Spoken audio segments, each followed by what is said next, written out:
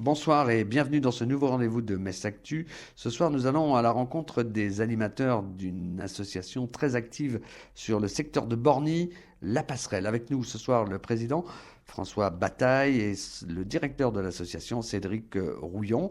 Messieurs, bonsoir. D'abord, vers vous, président Bataille, j'aimerais que vous nous fassiez un petit historique de cette association, La Passerelle. La Passerelle, c'est une association qui a été fondée il y a 15 ans par un collègue de France Télécom, Marcel Cacheneau.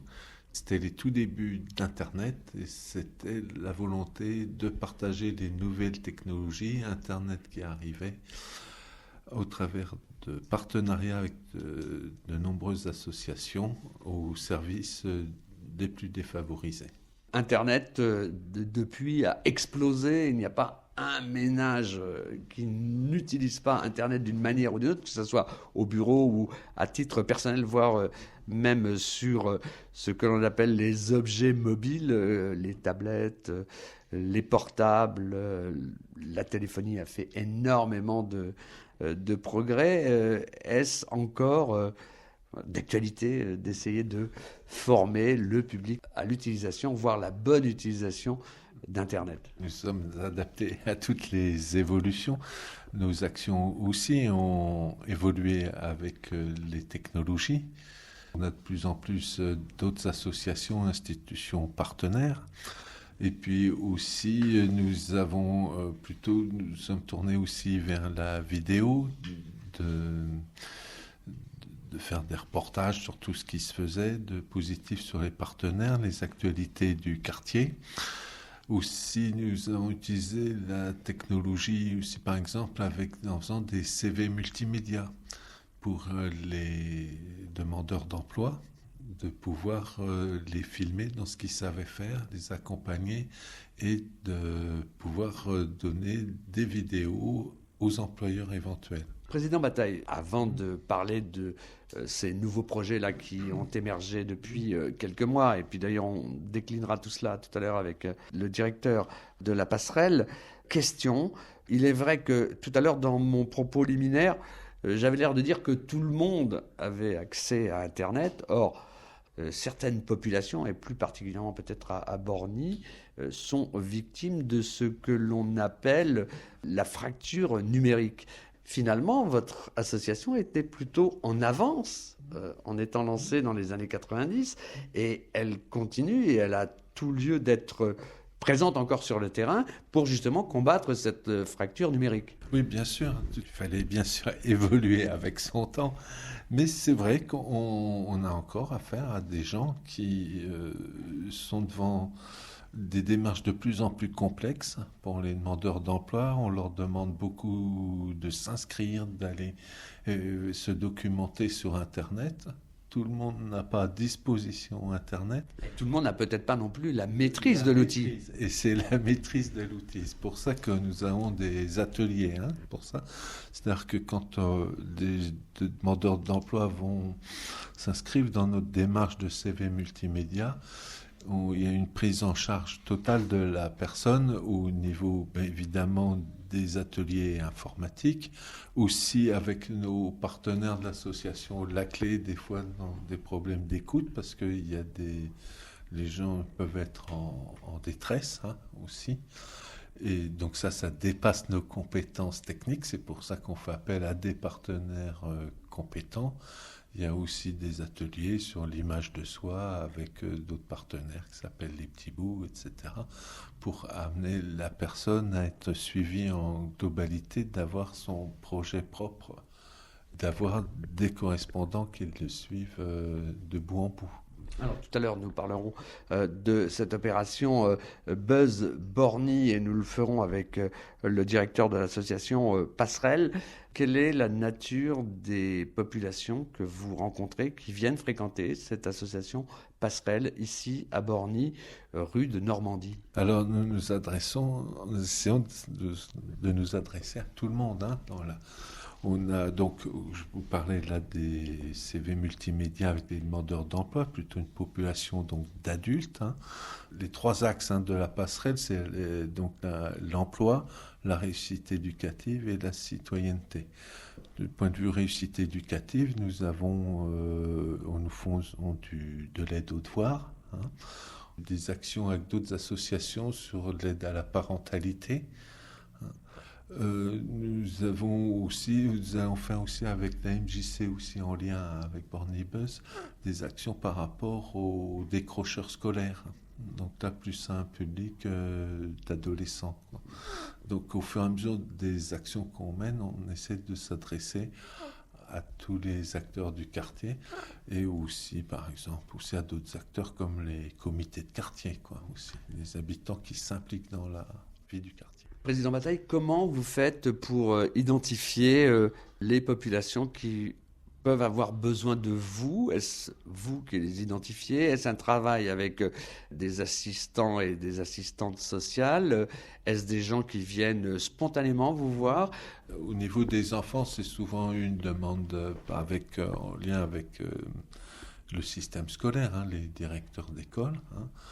Il y a aussi les dispositifs dont je vais vous passer les détails, mais d'assistantes sociales qui nous proposent des enfants qui ont certains types de difficultés. Et puis, c'est MESPO de service et une association qui s'appelle Le Grand Sauvois qui nous propose d'aider telle ou telle personne. Justement, en termes d'aide à la scolarité, là aussi, question, c'est plutôt les familles qui vous envoient les enfants, c'est les enfants qui viennent spontanément, c'est des enfants qui sont dirigés vers vous par le système scolaire? La règle, c'est que c'est le système scolaire qui nous les dirige, parce que les enseignants sont les mieux placés pour savoir quelle est la meilleure solution pour chaque enfant. Maintenant, des fois, on prend aussi les frères et sœurs d'un tel, etc. Ça reste ouvert, mais il y a aussi, après, c'est une question aussi de disponibilité, hein, bien sûr, parce que pour ça, sont nos bénévoles qui s'occupent de l'aide aux devoirs. Et d'ailleurs, je peux dire que c'est très intéressant, ils sont très heureux de le faire et vous pouvez prendre contact avec la passerelle. Ces bénévoles, vous les recrutez comment? Est-ce là aussi une démarche personnelle ou est-ce vous qui recrutez? Comment ça se passe? Et d'ailleurs, commençons d'abord par les chiffres. Combien vous avez de bénévoles qui travaillent au sein de la passerelle?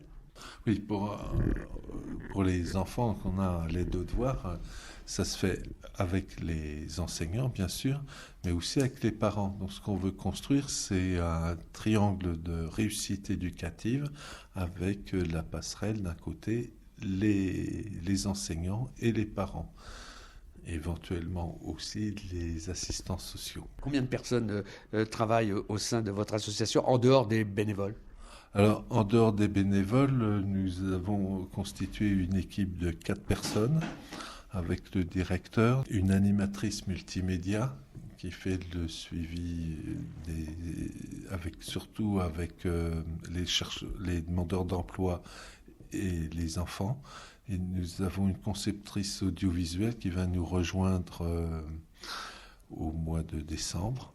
En ce moment, nous bénéficions d'une mise à disposition d'un collègue de France Télécom qui est mis à disposition par la Fondation Orange en mécénat de compétences. Et pour ce qui est de l'encadrement scolaire des enfants, le suivi scolaire, vous avez à peu près, je crois, 14 bénévoles qui viennent vous aider régulièrement. Qui nous aident régulièrement. Et c'est jamais trop.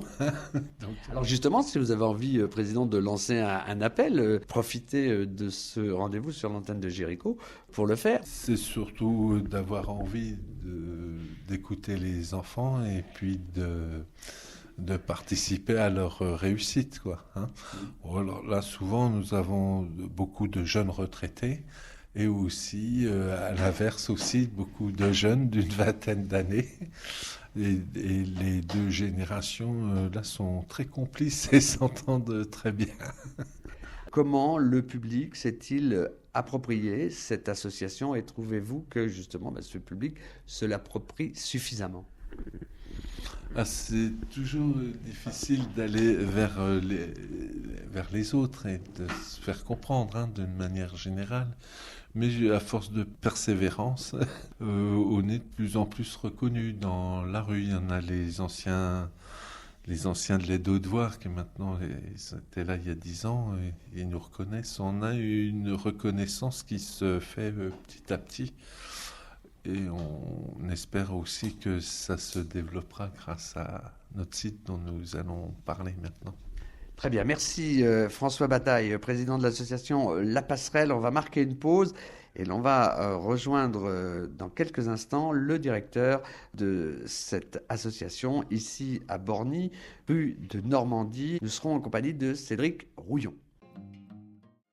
Suite de Metz Actu, toujours en compagnie du président François Bataille et du directeur Cédric Rouillon, qui pilote cette association que l'on découvre ce soir sur l'antenne de Jéricho, l'association Passerelle. Cédric Rouillon, bonsoir. Bonsoir. Avec le président Bataille, on a parlé des actions de fond de la Passerelle et il l'a laissé entendre en début d'entretien. Vous avez décidé d'élargir un peu vos champs d'action à travers notamment une opération qui a été lancée il y a quelques mois et qui a pour nom Borny Buzz. Qu'est-ce que c'est que ça, Borny Buzz ? Borny Buzz, en fait, c'est une action qui vient formaliser un petit peu l'histoire de la passerelle que vous avez passé un peu en revue avec le président. Assez vite, la passerelle a travaillé sur l'image du quartier, en fait, puisque les créateurs ont vite travaillé avec les outils numériques, les outils modernes, vidéo, photo. Et ce qui fait qu'on a, depuis une quinzaine d'années maintenant, on a des archives du quartier, des archives images. Sauf que l'association a commencé d'abord sur de la bonne volonté et du bénévolat, comme la plupart des structures associatives, et qu'elle s'est professionnalisée petit à petit. Et que donc elle n'a pas eu tout de suite les moyens de formaliser, de bien travailler pour faire vivre un peu cette base visuelle, cette base vidéo. Nos partenariats nous ont emmenés sur des territoires un peu différents avec l'INJS et un travail qui a duré plusieurs années. Vous pouvez traduire INJS ? Pardon. Avec l'Institut national des jeunes sourds et donc un travail de fond qui a été fait sur le code de la route avec les jeunes sourds, voilà. Donc ce qui fait que tous ces projets-là, au bout d'un moment, se sont accumulés, ont fait qu'on avait à la fois un réseau de partenariats assez unique, une compétence multimédia, puis une habitude un peu de prendre des visuels dans le quartier de Borny, ce qui n'était pas forcément facile il y a encore une quinzaine d'années justement. Quelque part, la volonté que les habitants de ce quartier soient fiers de leur quartier et fiers de l'image que ce quartier peut avoir sur le reste de l'agglomération messine. C'est ça un petit peu le fond de cette démarche. C'est toujours pareil, la communication, c'est dans les deux sens. Le quartier de Borny, il est assez unique en cela qu'il a à la fois une image qui n'est pas forcément très positive à l'extérieur, mais qu'en même temps, ses habitants, tout en ayant conscience de cette image-là, sont vraiment très attachés à leur quartier. Et ça, je crois qu'il y a un sentiment d'appartenance ici et une envie de s'affirmer qui est assez unique. Donc c'est vrai que c'est un appui important pour nous. Cédric Rouillon, lorsque vous avez mis sur pied cette proposition aux habitants de Borny, est-ce que vous avez craint à un moment qu'il n'y ait pas, une marque d'intérêt particulière de la part des populations pour cette démarche ? Et est-ce que les mois qui viennent de s'écouler depuis le lancement de Borny Buzz me font mentir dans ce que je viens de dire ? La crainte première, c'est d'abord la crainte de l'image qu'on donne. C'est toujours difficile pour une population, surtout quand elle a l'habitude d'être plutôt vue de manière négative, en tout cas le quartier, les gens projettent du quartier une image négative, ils la projettent sur eux-mêmes. Et donc, ils ont plutôt l'habitude de voir, il faut bien le dire, les médias comme des éléments plutôt agressifs, perturbateurs. Enfin, là, plutôt pour rendre une image négative d'eux. Donc, les gens l'ont vraiment intériorisé et ils ont une défiance un petit peu de la vidéo, des images. Nous, justement, vu qu'on est là depuis longtemps, qu'on a travaillé avec les acteurs sociaux et on a vraiment ce relais des associations, des structures de terrain qui nous permettent d'avoir une forme de proximité un peu différente. Puisque finalement, on arrive ici en développant, en se proclamant média de quartier, mais finalement, on arrive avec un regard qui n'est pas tout à fait celui d'un média. Parlons maintenant plus précisément de cette action Borny Buzz. Vous avez tout d'abord mis sur pied une ligne éditoriale. Vous pouvez nous en dire un mot ? L'idée, c'était vraiment de formaliser notre démarche. Et donc, on a d'abord regardé ce qui se passait autour, puisque le principe d'un média de quartier, on ne l'a pas inventé. C'est quelque chose qui existe depuis maintenant une dizaine d'années.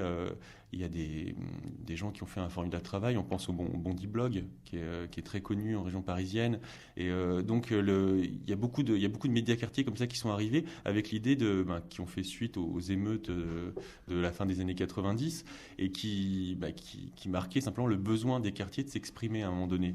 Et donc, nous, on s'est appuyé déjà sur cette démarche-là. On a essayé de s'installer dans cette lignée, et tout en apportant des petites spécificités qui nous étaient propres, qui étaient en particulier le fait de s'appuyer sur le réseau de notre partenaire. Visiblement, cette démarche Borny Buzz a pour intention aussi de donner la parole aux habitants de Borny. C'est essentiel. En effet, les habitants, on ne peut pas faire comme si... on ne peut pas simplement faire notre petit média entre nous. Donc les habitants, on va vers eux. Alors, en effet, parfois indirectement avec nos partenaires, en tout cas, on arrive à recueillir la parole grâce aux partenaires. Je pense, par exemple, si vos auditeurs se baladent sur le site, il y a des petites fictions comme l'Abribus. Là, on est vraiment sur un exemple de petite fiction, mais qui est complètement dans le recueil de la parole des jeunes. Et les jeunes travaillent avec un auteur qui travaille sur leur expression. Et donc, l'idée, c'est de partir de la parole des habitants ou des jeunes et de la sublimer quelque part. De la même façon, avec les comités de quartier, l'année dernière, on a travaillé comme ça sur un petit documentaire qui retrace l'histoire du quartier. Donc ça, c'est une façon... nous, on essaye de ne pas rester simplement à l'expression de la parole brute, mais à aller plus loin et à la retravailler de façon à ce que les habitants prennent eux-mêmes une démarche de médias, justement. Vous dites très précisément sur ce site Borny Buzz, ce média de quartier n'a pas vocation à être un portail associatif ou institutionnel. Il ne s'agit pas d'un outil participatif seulement ou d'un service. Il s'agit de construire un média en direct de Borny. Est-ce que tout cela, les personnes qui œuvrent actuellement à faire vivre Borny Buzz en ont bien conscience? C'est tout le projet. C'est-à-dire que la réalité du projet s'écrit au fur et à mesure qu'on avance. Et donc, je pense que le projet tel qu'on l'a présenté initialement, il y a maintenant un an de ça, aux partenaires, n'est plus tout à fait le même, aussi grâce à leurs envies, leurs propositions, et grâce au retour des habitants, à travers leurs commentaires sur Internet, dans la rue, etc. Donc tout ça... Nous, notre objectif, c'est vraiment de faire vivre le projet et pas simplement de l'imposer. Concrètement, vous parliez tout à l'heure de ces petites fictions que l'on retrouve sur le site Borny Buzz. On en dira un petit mot tout à l'heure de ce site. Vous parliez par exemple de l'Abribus. Quelles sont les autres créations ou vers quoi est-ce que vous avez envie de tendre ? Alors forcément, autour de l'image du quartier, c'est aussi son actualité, puisque l'actualité du quartier, elle est très riche en fait. Elle s'appuie sur son monde associatif en partie, mais pas que. Le président vous parlait tout à l'heure de l'embauche d'une conceptrice vidéo pour venir renforcer un peu l'équipe. Donc l'idée, c'est vraiment de pouvoir suivre, de se donner les moyens, de suivre un petit peu le quotidien, et à la fois de rendre compte de ce quotidien et en même temps d'installer aussi des petites émissions qui reprennent un petit peu le fil et qui font un peu plus de mise en perspective sur le quotidien de Borny. Et vous qui pilotez ce projet Borny Buzz, est-ce que l'arrivée du Métis et la création à quelques pas des locaux de votre association, la Passerelle, la création de cette boîte à musique, cette BAM, ce sont des éléments supplémentaires que vous pouvez traiter et qui apportent quelque chose à ce quartier? La transformation du quartier, je pense que toutes les personnes qui connaissent un petit peu, qui connaissaient peut-être le Borny d'il y a 10 ans, et qui aujourd'hui le redécouvrent, la constatent. Et le Métis, comme la boîte à musique, s'inscrivent un peu dans ces changements. Simplement, les changements dans la tête sont parfois un peu plus longs que les changements dans le béton. Donc c'est en effet le Métis, on en parlait tout à l'heure, je pense que c'est essentiel que le quartier puisse physiquement, que les gens du quartier puissent physiquement se rendre dans la ville, communiquer avec le reste de la ville, c'est quelque chose d'important. Nous on a aussi travaillé sur cet événement à travers Borny Buzz. Et la boîte à musique, on travaille avec Metz en Scène pour essayer de voir déjà aujourd'hui comment est-ce qu'on va valoriser les actions et comment est-ce qu'on peut aussi faire que les habitants s'approprient la boîte à musique, tout en se disant que la boîte à musique n'est pas, comme on nous le répète, un équipement local, mais que c'est un équipement municipal. Cette action Borny Buzz cherche-t-elle à avoir, je veux dire, une prolongation à travers les réseaux sociaux? Car on le sait, les jeunes générations sont très friandes de ces réseaux sociaux et communiquent beaucoup à travers ces réseaux sociaux. Alors en effet, immédiatement on s'est dit à la création de Borny Buzz qu'il fallait trouver une solution pour être présent sur ce front-là. Aujourd'hui les pages vivent, les réseaux sociaux, les pages des réseaux sociaux vivent. Mais ce qui est intéressant, c'est qu'au-delà du simple la retranscription, parce que ce qu'il faut dire aussi, c'est que c'est très efficace, c'est-à-dire que ça permet vraiment de toucher les personnes. On se rend compte qu'en quelques mois, là, on a déjà, je crois que c'est autour de 80 personnes qui sont touchées régulièrement sur notre page Facebook. Mais aussi, ce qui est intéressant, c'est les messages qu'on reçoit. C'est-à-dire qu'il y a presque du travail, ce qu'on appellerait dans le langage un peu éducatif, du travail de rue, qui s'amorce aujourd'hui sur les Twitter, sur les Facebook, et on est vraiment sur de l'échange, sur des échanges très très riches avec les jeunes notamment, en effet. Vous parliez tout à l'heure du Bondy Blog. C'est un objectif que vous aimeriez atteindre. C'est quelque chose qui est une référence pour vous et l'équipe qui anime Borny Buzz. Une référence, oui, forcément. Maintenant, je pense que chaque projet trace son propre sillon. Très clairement, le choix du Bondy Blog, ça a été d'assumer une ligne très journalistique. Aujourd'hui, je ne sais pas si ça sera notre choix à nous, puisque nous, on ne veut pas non plus se couper des habitants, on ne veut pas se couper de ce monde associatif dont on est issu. Et donc, on ne cherche pas forcément à installer les mêmes codes. Maintenant, qualitativement, forcément, on espère être dans cette veine-là. Très bien, merci Cédric Rouillon. Je rappelle que vous êtes directeur de cette association La Passerelle. Nous étions également en compagnie du président François Bataille. Merci à Nathalie Chaubert, réalisation Clotilde Hojard. Rendez-vous mardi prochain pour un nouveau numéro de Metz Actu. Il ne me reste plus qu'à vous souhaiter une très bonne soirée à l'écoute de Jéricho.